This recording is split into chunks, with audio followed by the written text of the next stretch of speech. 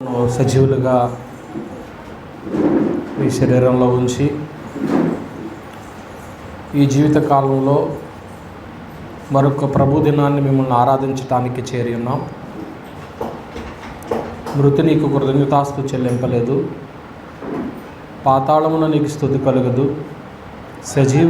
సజీవులే కదా నిన్ను స్తుతిస్తారు. ఈ దినమున నేను సజీవుని ఉన్నాను గనుక నిన్ను స్తుతించుచున్నానని భక్తుడు మాట్లాడినట్లుగా మమ్మలను కూడా సజీవులుగా ఉంచినందుకు గాను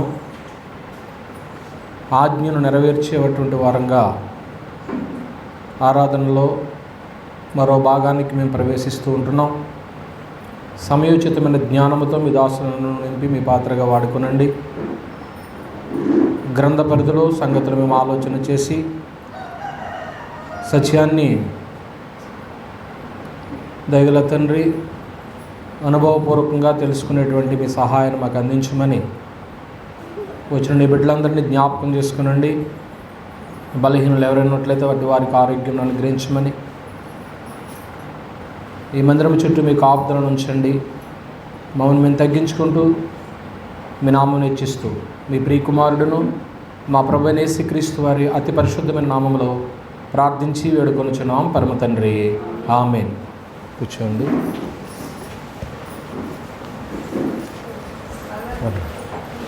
దేవునికి స్తోత్రాలండి. చేరవచ్చిన మీ అందరికీ ప్రభు పేరట వందనాలు తెలియజేసుకుంటూ ఈ సమయంలో ఆరాధనకు చేరవచ్చినటువంటి దేవుని బిడ్డలైన మీరందరూ ఇంతవరకు కీర్తనలతో దేవుణ్ణి స్తుతించి ఉన్నారు. ఈ సమయంలో మనము ఆలోచన చేయబోయేటువంటి అంశము క్రీస్తు యొక్క ప్రాముఖ్యత. మీ ముందు ఉంది పాఠం యొక్క పేరు. క్రీస్తు యొక్క ప్రాముఖ్యతను గురించి ఆలోచన చేయబోతున్నాం. ప్రభువైన యేసుక్రీస్తు వారికి ఉన్నటువంటి ప్రాముఖ్యత, ఆయన లేకుండా ఏదీ లేదు. అది అందరం ఎరిగినటువంటిదే, ప్రపంచం కూడా గుర్తించినటువంటిదే. అయితే అనేక సందర్భాలు మనం జ్ఞాపకం చేసుకోలేం, కానీ ఆయన ప్రాముఖ్యతను గురించి కొన్ని సంగతులు మనం ఆలోచన చేద్దాం. యేసుక్రీస్తు ప్రభు వారంటే చాలామందికి తెలియకుండా ఏమీ లేరు, అందరికీ తెలుసు. ఆయన యొక్క గుణలక్షణాలు ఏంటి ఇప్పటికే సమాజం గుర్తించింది. ఆయన యొక్క స్వభావ లక్షణాలు కూడా అందరిలో ఉండాలని, క్రీస్తు కలిగినటువంటి స్వారూప్యం అందరికీ రావాలని, రక్షింపబడినటువంటి నాటి నుంచి కూడా ప్రజలు వాక్యానికి దగ్గరవుతూ ఆ స్వారూప్యం సంపాదించుకోవడానికి తాపత్రయపడుతూ ఉంటారు. ఒక నిజంగా క్రీస్తు ప్రభు కానీ మానవ జాతికి మనం అనుకోకుండా ఆయన ఒక భిక్ష పెట్టకపోతే ఏమైపోయి ఉండేవారు. ప్రపంచం ఆయన్నే కావాలని కోరుకోలేదు, కానీ తర్వాత ఆయన ప్రాముఖ్యతను గుర్తించింది. కాలాలను లెక్కించడానికి కానివ్వండి, పాపములను క్షమించేటువంటి క్షమా హృదయం మనసు కలిగిన వ్యక్తులు ఆయన ప్రథముడు, ఆయన లాంటి వారు మరి ఎవరూ లేరు అని సమాజం తర్వాత గుర్తించింది. అందువల్ల క్రీస్తు ప్రభు వారి యొక్క ప్రాముఖ్యత ఈరోజు మనము కొద్దిసేపు ఆలోచన చేద్దాం. రైట్. దీనికి మూలవాక్యముగా అపోస్తుల కార్యముల గ్రంథము 10వ అధ్యాయంలో ఒక మాటను చదువుకుని పాఠంలోకి వెళదాం. అపోస్తుల కార్యముల గ్రంథము 10వ అధ్యాయము 36వ వచనంలో నేను చదువుతున్నాను. యేసుక్రీస్తు అందరికీ ప్రభువు, ఆయన ద్వారా దేవుడు సమాధానకరమైన సువార్తను ప్రకటించి ఇశ్రాయేలుకు పంపిన వర్తమానం మీరు ఎరుగుదురు. యేసుక్రీస్తు అందరికీ ప్రభువు అని అనగానే పరిపాలించేటువంటి వాడు అనే సందర్భం గుర్తించవచ్చు. అసలు యేసుక్రీస్తు ప్రభువారు ఎవరు అని మనం ఆలోచన చేస్తే ఆయన దేవత్వంలో రెండో వ్యక్తి. దేవత్వం అనేటువంటి మాట అనేకమైన సార్లు మనం విన్నాం, తెలుసుకున్నాం. దేవత్వంలో ముగ్గురు వ్యక్తులు ఉంటే అందులో తండ్రి అయిన దేవుడు, కుమారుడైన యేసుక్రీస్తు వారు, పరిశుద్ధాత్ముడు. అందులో ఈయన రెండో వ్యక్తిగా గ్రంథం తేటగా తెలియచేస్తుంది. ఆది లేని నిత్యత్వంలో, అంటే ఆది లేని నిత్యత్వం అని ఎందుకంటామంటే నిత్యత్వానికి ప్రారంభం లేదు కాబట్టి. ఆది లేని నిత్యత్వంలో దేవుడు ఉన్నాడని అందరూ నమ్ముతారు. దేవుడు ఒక్కడే ఉన్నాడా? దేవునితో పాటు ఇంకెవరైనా ఉన్నారా? ఆది లేని నిత్యత్వంలో దేవుడు ఒక్కడే కాదు, దేవునితో పాటు ఎవరున్నారంటే ప్రభువైన యేసుక్రీస్తు వారు కూడా ఉన్నారండి. యోహాను సువార్త 17వ అధ్యాయంలో 5వ వచనంలో మాట్లాడుతూ, అద్వితీయ సత్యదేవుడు అయిన నిన్నును నీవు పంపిన యేసుక్రీస్తును ఎరుగుటే నిజజీవము. 17:5 ఆ మాటనా ఇంకో మాట అన్నా? తండ్రి, అది సంగతి. లోకము పుట్టక మునుపు నీ వద్ద నాకు, అంటే లోకం పుట్టక ముందు తండ్రి ఉన్నారు, తండ్రి దగ్గర కుమారుడైన యేసుక్రీస్తు వారు కూడా ఉన్నట్లుగా గ్రంథం తెలియచేస్తుంది అన్నమాట అండి. అంటే దీన్ని బట్టి మనకి ఏమర్థమైందంటే ఆది లేని నిత్యత్వంలో తండ్రి ఒక్కడైనా, తండ్రితో పాటు ఇంకెవరైనా ఉన్నారా?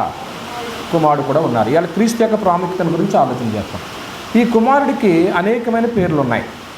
కొందరేమో మెస్సియా అంటారు, కొందరేమో రక్షకుడు అంటారు, కొందరేమో యేసుక్రీస్తు అంటారు, కొందరు ప్రభు అంటారు, ఇంకా అనేకమైన పేర్లతో పిలుస్తూ ఉంటారు. కానీ ఈయనకున్నటువంటి మరో పేరు ఏంటంటే ప్రకటన గ్రంథంలో మరో మాట మనం చూడగలం. 19వ అధ్యాయము ప్రకటన గ్రంథము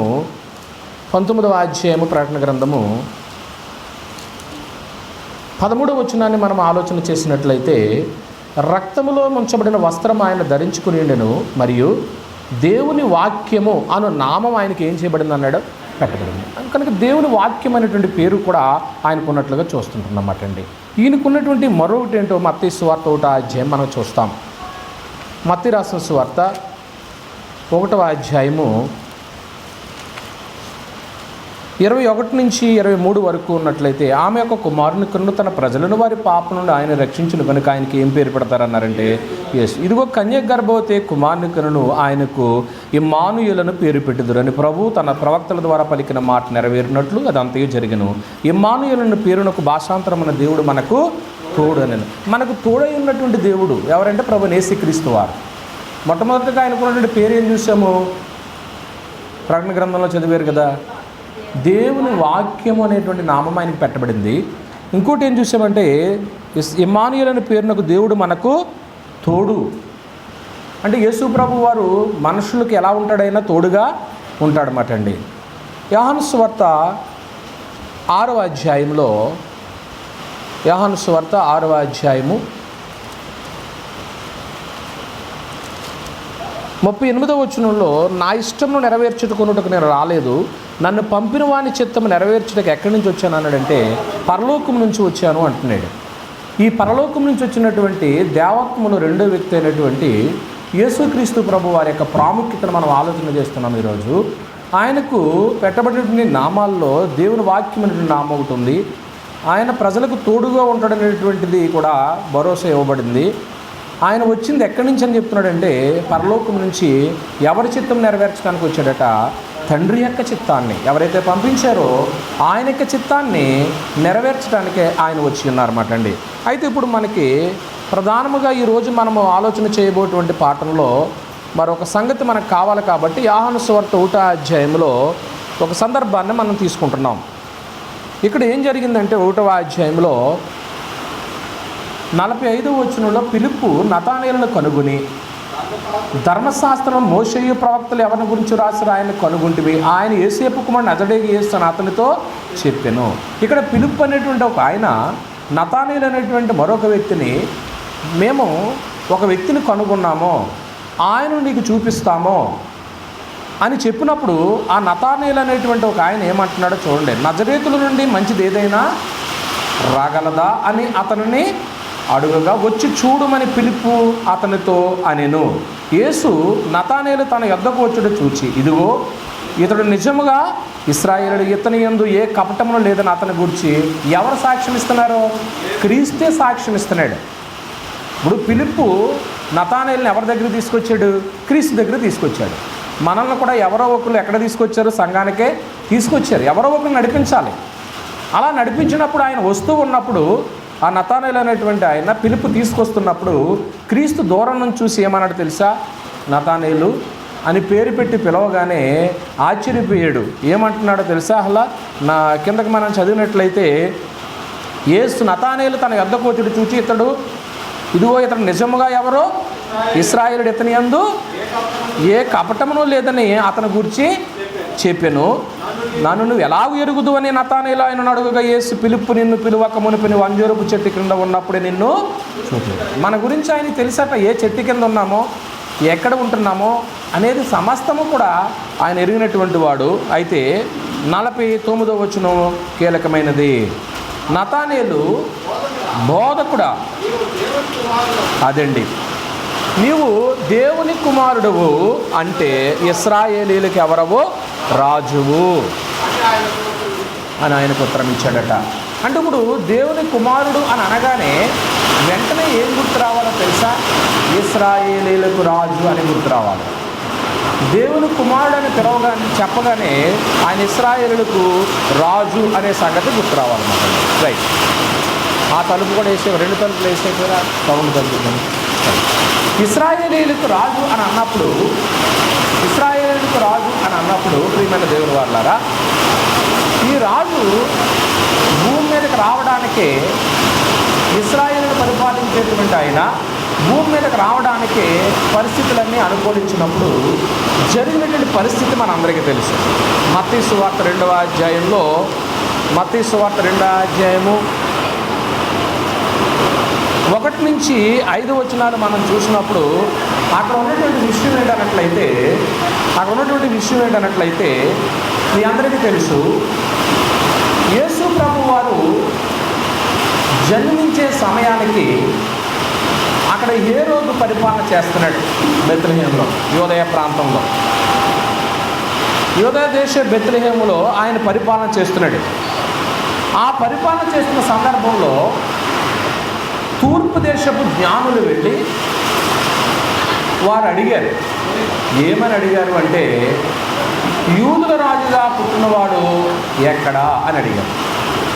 అడిగినప్పుడు వారు అంటున్న మాట 2వ అధ్యాయం 2వ వచనంలో, యూదుల రాజుగా పుట్టినవాడు ఎక్కడ ఉన్నాడు? తూర్పు దిక్కున మేము ఆయన నక్షత్రమును చూచి ఆయన పూజింపవచ్చితమనిరి. హేరోదు రాజు ఈ సంగతి విన్నప్పుడు అతనితో కూడా యెరూషలేము వారందరూ కలవరపడిరి. కాబట్టి రాజు ప్రధాన యాజకులు ప్రజల్లోని శాస్త్రులందరినీ సమకూర్చి క్రీస్తు ఎక్కడ పుట్టినని వారిని అడిగిన. అందుకు వారు, యోదయ బెత్లెహేములోనే, అనగా యోదయ దేశ బెత్లెహేమ, నువ్వు యోధా ప్రధానంలో ఎంత మాత్రం అల్పమైన దానవు కావు. ఈ మాట అండర్లైన్ చేయండి. ఇశ్రాయేలు నా ప్రజలను పరిపాలించే అధిపతి నీలో నుండి వచ్చును. ఇశ్రాయేలును నా ప్రజలను పరిపాలించే అధిపతి నీలో నుండి వచ్చును. ఈ మాట ప్రాముఖ్యమైనటువంటిదిగా ఈరోజు మన పాఠానికి ఆలోచన చేయబోతున్నాం. అంటే ఇప్పుడు ఈ మాటని 2 భాగాలుగా చేయండి. అక్కడున్న లైన్ని 2 భాగాలుగా చేయండి. ఏమనుంది? ఇశ్రాయేలును నా ప్రజలను పరిపాలించే అధిపతి నీలో నుండి వచ్చును ఉందా? రైట్. అంటే ఇశ్రాయేల్ అనేటువంటి వాడు దేవుని ప్రజలని, ఆయన పరిపాలించేటువంటి ఏలబోవాడు ప్రభు అని యేసుక్రీస్తు అని తేటపడింది. అంతేనా? ఇశ్రాయేలులో దేవుని ప్రజలని, ఆయన పరిపాలించేవాడు ప్రభు అయిన యేసుక్రీస్తు అనే సంగతి అర్థమైందన్నమాట అండి. ఇది మనం మనసులో పెట్టుకుని క్రీస్తు ప్రభు వారు ప్రాముఖ్యతను మనం ఆలోచన చేస్తూ మొట్టమొదటిగా ఆయన మధ్యవర్తి అని రాసుకోండి. యేసుక్రీస్తు ప్రభు వారి యొక్క ప్రాముఖ్యత ఏంటంటే మీడియేటర్, మధ్యవర్తి. నిజంగా మధ్యవర్తి లేకుండా ఏ కార్యక్రమాలు సాగవు. మధ్యవర్తి అనేటువంటిది చాలా అవసరం. ఒక వివాహానికి కానివ్వండి, లేకపోతే ఒక ఏదైనా నిర్మాణం కానివ్వండి, ఏ కార్యక్రమాలు జరిగించాలన్నా ఒక మధ్యవర్తి అనేటువంటిది చాలా అవసరం. ప్రియమైన దేవుని వాళ్ళారా, ఈరోజు వర్షం వస్తుందని ఎంతమందికి తెలుసు? ఈరోజు వర్షం వస్తుందని ఎంతమందికి తెలుసు? నాకు తెలుసు. ఈరోజు వర్షం రావాలని కూడా అడిగాను నేను. ఏమో నాకు ఎలా ఉంది సరేండి. కనుక మీరు నిశ్చింతగా ఉండవచ్చు, ఏం పర్వాలేదు. ప్రియమైన దేవుని వాళ్ళారా, నేను 3 రోజుల క్రితమే చెప్పాను పాస్టర్ గారికి, ఆలోచన చేయండి. ఈరోజు మన పాఠం ఏంటండి? క్రీస్తు యొక్క ప్రాముఖ్యత. రైట్. ఇప్పటి వరకు మనం ఇంట్రడక్షన్లో ఏం చూసామంటే అసలు యేసుక్రీస్తు ప్రభువు ఎవరు? ఆయన దేవత్వంలో రెండో వ్యక్తి. ఆయనకు దేవుని వాక్యం అనేటువంటి నామం ఉంది. ఆయన ప్రజలకు తోడుగా ఉంటాడనే సందర్భం తెలిసింది. ఆయన ఇశ్రాయేలీయులకు రాజుగా ఉంటాడని, ఆ ఇశ్రాయేలీయులైనటువంటి వారిని ఏలబోయేటువంటి వాడు ఈయనేనని గ్రంథం తేటగా తెలియజేసింది. ఇది మనం దృష్టిలో పెట్టుకుని మొట్టమొదటిగా క్రీస్తు ప్రభు వారి ప్రాముఖ్యతలో ఆయన మధ్యవర్తి అనే సందర్భాన్ని జ్ఞాపకం చేసుకుందాం. ఓకే. యేసుక్రీస్తు ప్రభు వారు దేవునికి నరులకు మధ్యవర్తి. ఆయన లేకుండా ఏదీ జరగలేదు. కలిగి ఉన్నది ఏది ఆయన లేకుండా కలగలేదు. సమస్తము కూడా ఆయన ద్వారానే చేశాడు తండ్రి అయిన దేవుడు. ఆయన మధ్యవర్తిగా ఉన్నాడండి. ఈ లోకానికి ఆయన మధ్యవర్తిగా రావటానికే దేవుడు ప్రయత్నం చేస్తే ఆ ప్రయత్నాల్లో ఒక ప్రధానమైనటువంటి వ్యక్తి ఆయన మధ్యవర్తిగా ఉండకూడదు అని ప్రయత్నం చేశాడు. ఎవరు అన్నట్లయితే అప్పటికి పరిపాలిస్తున్నటువంటి హేరోదు ఏం చేయాలనుకున్నాడంటే సశరీరుడుగా శరీరాన్ని ధరించుకుని ఈ లోకానికి వచ్చినటువంటి ఆ క్రీస్తును ఏం చేయాలనుకున్నాడో తెలుసా? 2 సంవత్సరాలు కలిగిన లోపున పిల్లలందరినీ ఏం చేయమన్నాడు? చంపేయమన్నాడు. ఎందుకంటే హేరోదు ఈ ఇశ్రాయేలీలను ఏలబోయేటువంటి వాడు నేనే కావాలి కానీ మరొక వ్యక్తి రాకూడదు అని అనుకుని ఈయన హతమార్చాలనుకున్నాడు. ఏం జరిగింది? మత్తయి సువార్త 2వ అధ్యాయము 21వ వచనం చదివేద్దాం. శిశువు ప్రాణము తీయజూచుచున్న వారు చనిపోయిరని చెప్పెను. అప్పుడు అతడు లేచి శిశువును తల్లిని తోడుకుని ఇశ్రాయేల్ దేశమునకు వచ్చాను. ప్రియమైన దేవుని వారలారా, ఇక్కడ మనం ఏం ఆలోచన చేస్తున్నామంటే క్రీస్తు ప్రభు బాలుడుగా ఉన్నప్పుడు ఏ రోజు ఆయన ఏం చేయాలనుకున్నాడో చంపాలనుకున్నాడు. కానీ చంపాలనుకున్నటువంటి వ్యక్తి ఏమైపోయాడు? చనిపోయాడు. తన వల్ల కాలేదు. అంటే మధ్యవర్తిగా ఉండకూడదు అని సంకల్పించినటువంటి దేవుణ్ణి సంకల్పించిన ఏ రోజు యొక్క ఆలోచన దేవుడు తిప్పుకొట్టాడు. దేవుని చిత్తమే నెరవేరదు ఎప్పటికైనా కానీ. రైట్. వెంటనే ఏ రోజు చనిపోయాడు. యేసు తిరిగి మళ్ళా యోదయాకు వచ్చేసాడు. దాదాపుగా ఎంతకాలం అయిపోయిందంటే పరిస్థితులు సాగుతున్నాయి. 30 ఏళ్ళు గడిచిపోయినాయి. ఈ 30 ఏళ్ళు గడిచిపోయిన తర్వాత ఈ యొక్క మధ్యవర్తిగా ఉండాలనుకున్నటువంటి ఈయన ఎలాగూ తయారు కాగలిగాడు అని మనం ఆలోచన చేసినట్లయితే యోహాను సువార్త 1వ అధ్యాయము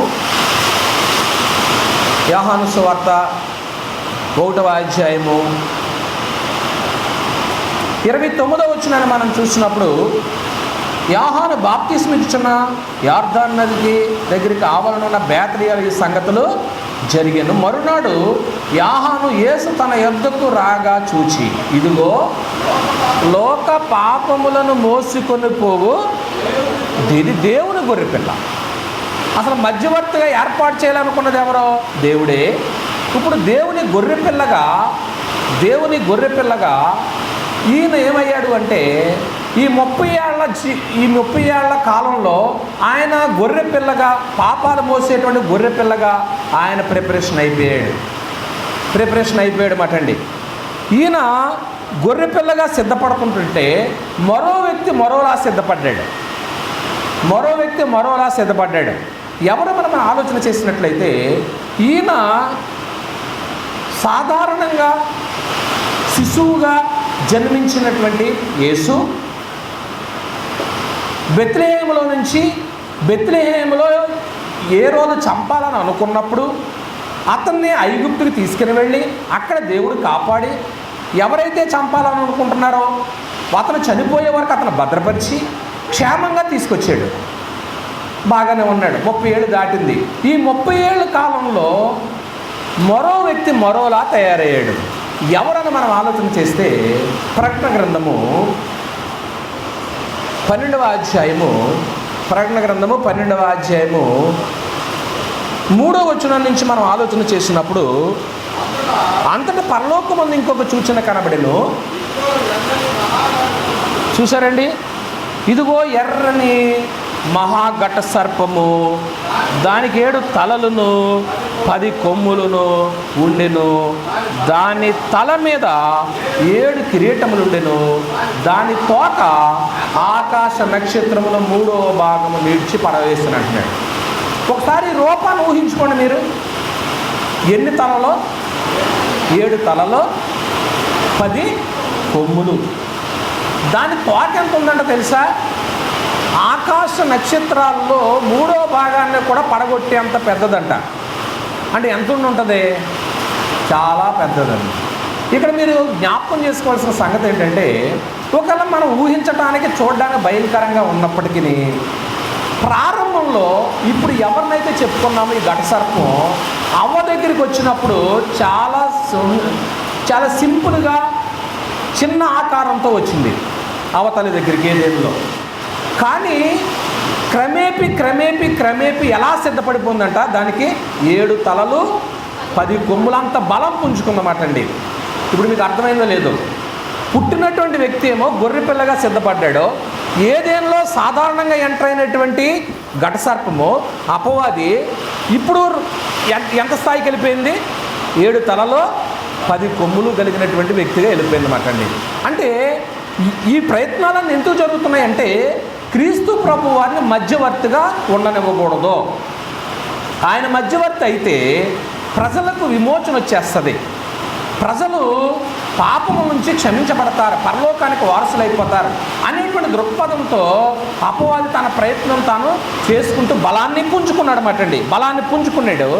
ఇలాగున్న తరుణంలో మార్కు సువార్త 1వ అధ్యాయము 12వ వచనంలో ఒకనొక రోజుని ఈ దేవుని గొర్రెపిల్ల ఆత్మ చేత అరణ్యంలోనికి వెళ్ళాడు.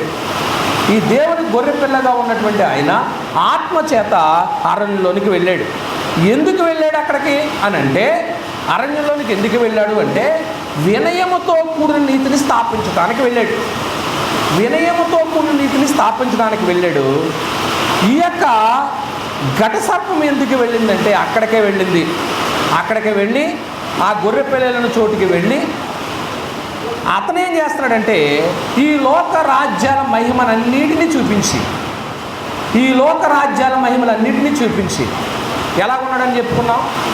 ఇతను గొర్రె పిల్లగా ఉన్నాడు. అతను ఎలా ఉన్నాడు? 7 తలలో 10 కొమ్ములు 10 కిరీటాలు. ఆకారం ఎవరిది పెద్దదే? సాతానదే పెద్దది. ఇప్పుడు చిన్న గొర్రె పిల్ల ఒంటరిగా అరణ్యంలో తిరుగుతున్నప్పుడు ఒక పెద్ద మహాఘట సర్పం వెళ్ళి ఆ గొర్రె పిల్లను మింగి ఏ చెట్టు కన్నా చుట్టుకుందనుకోండి, ఆ గొర్రె పిల్ల ఎముకలన్నీ ఏమైపోతాయి? పటపట విరిగిపోతాయి. అసలు గొర్రె పిల్ల ఎంత? కొండశిల ముందు ఆ మహాఘట సర్పం ముందు ఆకారం చూస్తే. అయితే ఆ అరణ్యంలోకి ఎందుకు వెళ్ళాడు? యేసేమో ఒక పర్పస్ నిమిత్తం వెళితే, ఈ ఘట సర్పం ఎందుకు వెళ్ళింది?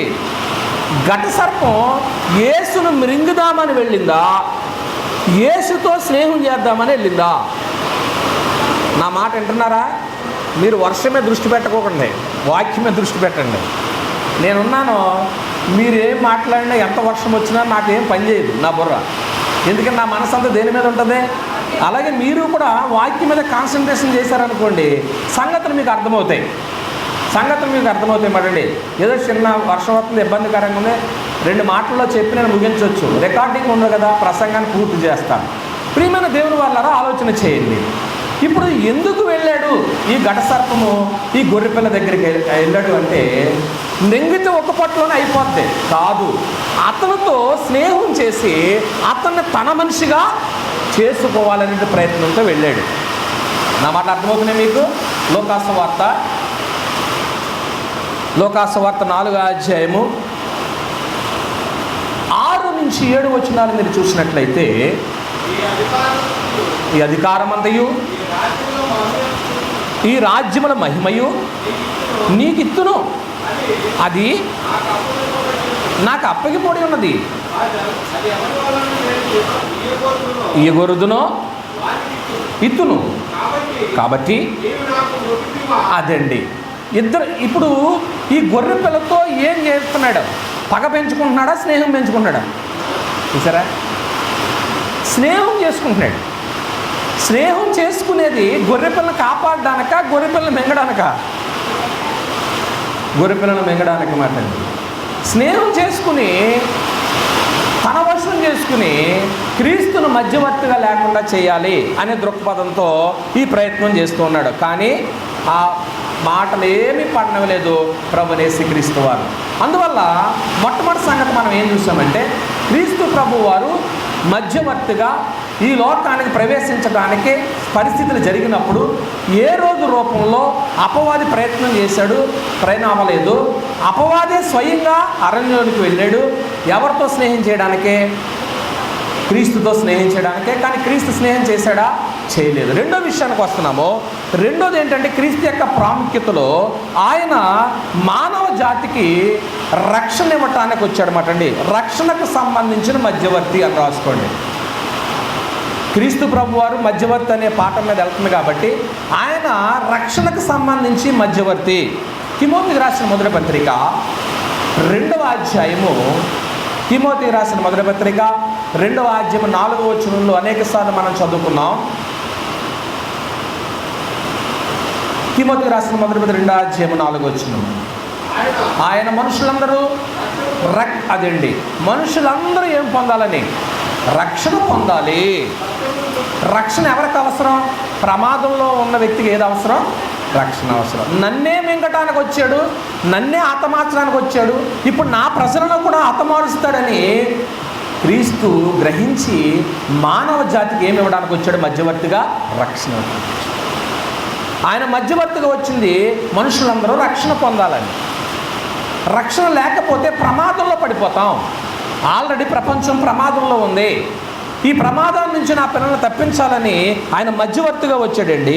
మధ్యవర్తిగా వచ్చినటువంటి వ్యక్తి కొన్ని కీలకమైనటువంటి విషయాలు అన్నీ మనకు తెలిసినవి అయినప్పటికీ కూడా కొంచెం లోతుగా మనం ఆలోచన చేసినట్లయితే, ఈ మధ్యవర్తిగా వచ్చిన వ్యక్తి తరచూ ప్రార్థన చేసుకునేవాడు. ఒకరొక రోజుని కొండ మీదకి వెళ్ళి ప్రార్థన చేస్తున్నాడు. ఏం జరిగిందో చూడబోతూ ఉంటాం అన్నమాట అండి. లూకాసు వార్త 9వ అధ్యాయము, లూకాసు వార్త 9వ అధ్యాయము 28 నుంచి వస్తున్నాం. ఈ మాటలు చెప్పినది మొదలుకొని రమారం 8 దినముల తర్వాత ఆయన పేతురును, యాహానును, యాకోబును వెంటబెట్టుకుని ప్రార్థన చేయుటకు ఎక్కడికి వెళ్ళాడు? ఒక కొండ ఎక్కాడు. ఆయన ప్రార్థించుండగా ఆయన ముఖరూపము ఎవరినెవరిని తీసుకెళ్లారు ప్రార్థన చేయడానికి? పేతురును, యాహానును తీసుకుని వెళ్ళారట. ఆ వెళ్ళినప్పుడు అక్కడ ఏం జరిగిందో చూడబోతున్నాం. ఆయన ప్రార్థించుండగా ఆయన ముఖరూపం మారిను, ఆయన వస్త్రములు తెల్లనవే దగదగా మెరిసిను, మరియు 2 మనుషులు ఆయనతో ఏం చేస్తున్నారు? మాట్లాడు. వారు ఎవరంటే మోషే, ఏలియా అనువారు. వారు మహిమతో అగపడి ఆయన యెరూషలేములో నెరవేర్చబో నిర్గమమును గురించి ఏం చేస్తున్నారో మాట్లాడుతున్నారు. ఇక్కడ పరిస్థితి ఏంటో మీ అందరికీ తెలుసు. యేసు ప్రభు వారు కొండ మీదకి వెళ్ళారు ప్రార్థన చేసుకుంటానికి. కూడా తీసుకెళ్ళారు, పేతురుని, యోహాన్ని తీసుకెళ్ళారు. వీరు వెళ్ళినప్పుడు 2 మనుషులు వచ్చారట. వీరిద్దరూ ఎవరని గ్రంథం చెప్తుందంటే మోషేయు. వీళ్ళిద్దరూ ఎవరో? ఏళ్ళ మధ్యవర్తులే. దేనికి మధ్యవర్తులు వీళ్ళు? ఒక ఆయనేమో ధర్మశాస్త్రానికి మధ్యవర్తి, ఒక ఆయనేమో ప్రవక్తలకు మధ్యవర్తి, ప్రవక్తల ప్రతినిధితనం. ఎవరు ధర్మశాస్త్రానికి మధ్యవర్తి? మోషే. ధర్మశాస్త్రం ఎవరి ద్వారా అనుగ్రహించబడింది అన్నాడు యోహాను సువార్త 1:18. ధర్మశాస్త్రం మోషే ద్వారా అనుగ్రహం, కృపయు సత్యము యేసుక్రీస్తు ద్వారా కలిగిననే సందర్భాన్ని మనం చూస్తాం. వీరిద్దరూ మోషే చనిపోయినప్పుడు అతని శరీరం గురించి ఎవరికి దేవుడు తెలియనివ్వలేదు, వాళ్ళ స్వజనులకు కూడా తెలియనివ్వలేదు. మరి ఎందుకో మనకు తెలియదు. ఆయన దేవదూతలే వచ్చి ఆ కార్యక్రమాలు చేసినట్లుగా మన గ్రంథం చెప్తుంది. ఆయన బాడీ ఎక్కడుందో ఎవరికే తెలియదు మాట అండి. 120 సంవత్సరాలు బ్రతికినప్పటికీ కూడా, ఆయన పిస్గా కొండ మీద చనిపోయినప్పటికీ కూడా, ఒకసారి అక్కడికి వెళదామా? ద్వితీయోపదేశకాండము 34వ అధ్యాయము